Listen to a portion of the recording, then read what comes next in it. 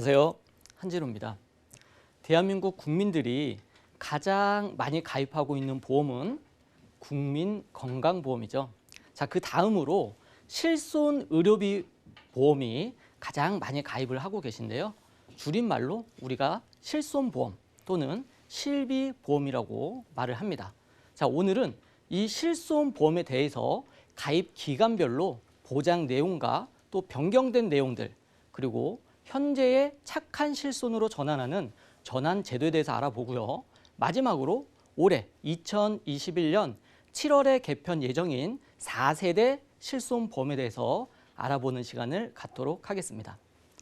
자, 이 실손보험은 표준화 이후 실손과 표준화 이전 실손보험으로 크게 분류를 할 수가 있고요. 이 표준화라는 것은 가입 금액이나 보장 내용에 따라서 금감원에서 전 보험사에 표준화를 시킨 것을 이제 표준화라고 얘기를 하고요. 이 표준화 이전 실손보험은 보험회사별로 가입 금액 한도가 다르고 보장 내용도 달랐습니다.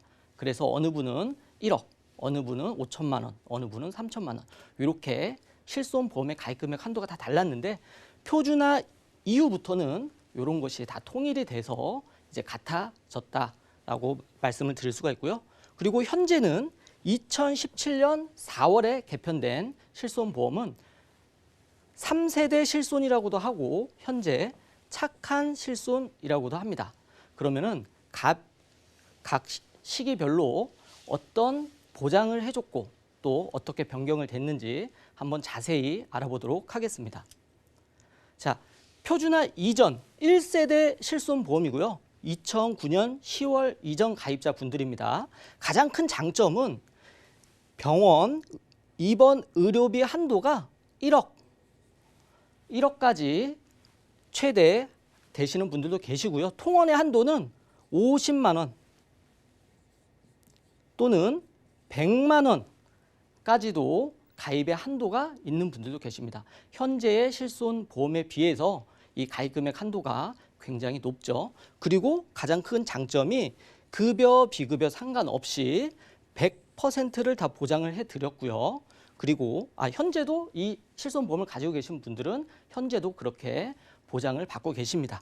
그리고 이 상해 의료비로 되어 있는 특약은 자, 교통사고를 당했을 때 상대방 보험회사에서 대인 처리를 받아서 내가 병원비가 200만 원이 나왔으면은 상대방 보험회사에서 200만 원을 지급을 받고 또 내가 가입한 상해 의료비에서 50%를 추가로 받을 수가 있었습니다. 현재도 그렇게 계속 유지가 되고 있습니다. 이 보험을 갖고 계신 분들은. 그러다 보니까 이때 자해공갈이라든지 의료 쇼핑이라든지 이렇게 사회적으로 또 문제가 되는 부분이 많이 있었고요. 그리고 통원 치료 시에 자기 부담금은 5천 원만 공제를 했습니다. 예를 들어서 병원비가 4천 원 나왔고 약제비가 3천 원이 나왔다라고 하면은 5천 원을 제외하고 2천 원을 돌려받을 수가 있었습니다. 현재는 최소 금액이 병원은 10,000원 그리고 약제비는 8천 원이기 때문에 현재는 받을 수가 없죠. 현재 착한 실손에서는. 단점이라고 하면은 보험료 갱신이 굉장히 많이 되기 때문에 현재 연세가 좀 있으신 분들은 나의 실손 보험이 굉장히 많이 올랐을 겁니다. 그리고 통원 치료는 1년에 30회만 한정되는 것이 단점이고요. 현재는 180회까지 가능하죠. 그리고 이때는 치질, 대장, 또 정신과 쪽은 보장을 안 했습니다. 그래서 1세대 실손 보험의 장점과 단점은 크게 이렇게 구분을 할 수가 있겠고요. 그 다음에 51세의 여성 기준으로 1세대 실손보험을 갖고 계신 분이에요. 51세 때 실손보험료가 26,300원을 내고 계셨는데요. 5년 갱신되고 나서 보험료가 무려 76,200원으로 갱신이 되었습니다. 자, 이 부분은 보험회사별로 손해율에 따라서 갱신율이 조금씩 차이는 있을 수가 있는데요.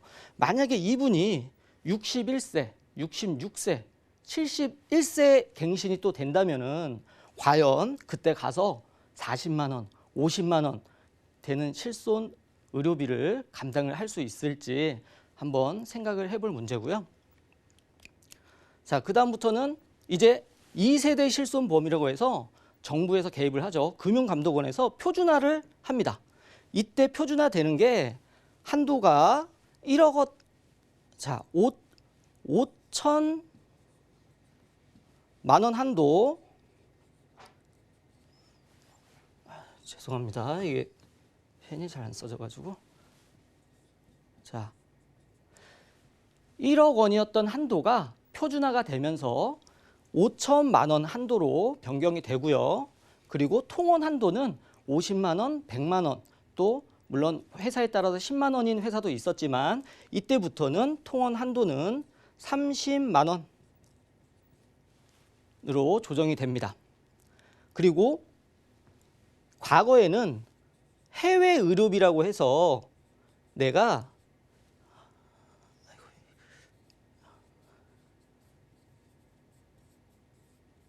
자, 과거에는 해외 의료비를 40%까지 보장을 해 주었다면은 표준화가 된 이후부터는 이 해외 의료비 40%도 없어졌죠. 그리고 5년 갱신이 3년 갱신으로 변경이 되었고요. 100% 보장을 해주던 상해 질병 입원 의료비도 90% 보장으로 변경이 됩니다. 그리고 공제 금액이 5천 원이었는데 통원 공제 금액이요. 이때는 의원 10,000원, 병원 15,000원, 종합병원 2만 원으로 자기 부담금이 변경이 되었고요. 약국에서 조제 시에는 이전에는 병원비와 약국비를 합쳐서 공제비를 제했는데요. 이때는 약국은 8,000원, 8,000원의 자기 부담금이 생기게 됩니다. 자, 그리고 2차 표준화 때는 3년 갱신이던 게 1년 갱신으로 변경이 되고요. 또 15년 만기가 생깁니다. 이 15년 만기라는 거는 이 15년 가입 주기라고도 하는데요. 15년이 지났을 때 현재의 정책에 따라서 현재의 실손으로 재가입을 한다라는 얘기입니다. 그래서 지금 요때 가입하신 분들이 내 실손 보험은 15년 있다가 끝나는 것이냐, 종료가 되는 것이냐라고 질문들을 많이 하시는데요. 이 15년 만기라는 얘기는 15년 후에 현재의 정책으로 다시 재가입을 할 수가 있는 거고요. 그 전에 내가 뭐 병원을 얼만큼 많이 다녔던 병력에 상관없이 100세까지 계속 재가입으로 유지를 하실 수가 있는 부분입니다. 그리고 이때부터 단독 실손 보험으로 가입이 가능해졌습니다. 하지만 이것도 이때는 아시는 분들은 또 이렇게 단독으로도 하셨고 또 모르시는 분들은 종합보험에 또 실손보험이 추가돼서 이렇게 가입을 하시는 분들도 계셨습니다. 자, 그리고 그 이후에 한 번 또 변경이 되는데요. 자, 이때는 여기가 추가되는 게 정신질환이 이게 글씨가 정신질환이 추가가 되고요. 급여 90%, 비급여 80%로 변경이 됩니다. 자, 기존에는 급여, 비급여 상관없이 90%로 보장을 해줬는데요. 자, 이때는 급여는 90%, 비급여는 80%로 또 변경이 되고요.